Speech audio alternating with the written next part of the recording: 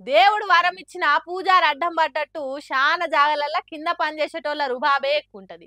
అధికారులన్నా అంత పొగరు చూపెడతారో లేదో తెలియదు కానీ వీళ్ళకి మాత్రం చిన్నగా టెక్కుండది.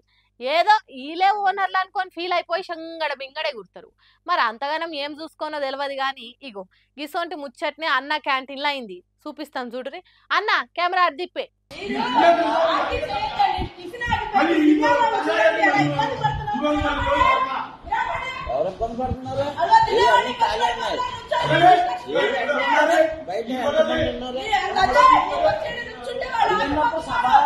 ఏం నోరది ఏం ఒర్రుడది.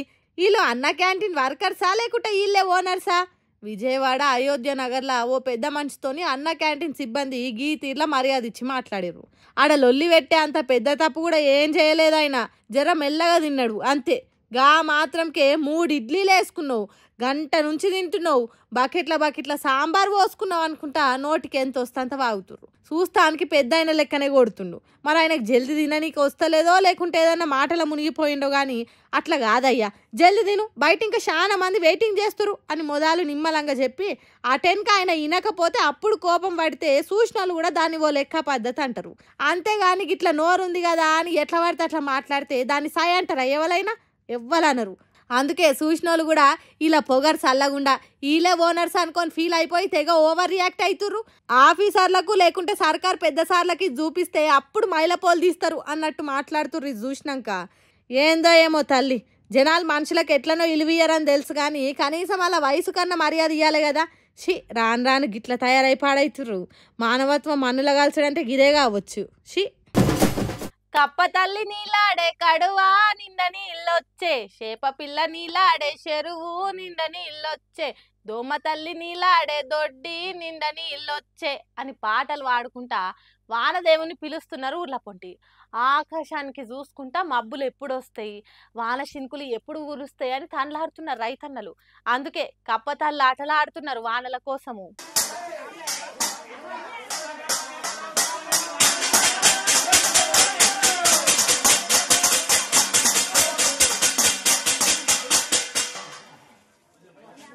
ఈ కాలం పాడుగాను, ఎండాకాలంలో వానలు కొట్టినాయి, వానకాలంలో ఎండలు కొడుతున్నాయి. పాపం రైతన్నలు భూములలో ఇత్తనాలు వేసి ఆకాశం దిక్కు చేయి పెట్టి చూస్తున్నారు. అందుకే కప్పలకు పెళ్లిళ్ళు చేస్తున్నారు ఊర్ల పొంటి.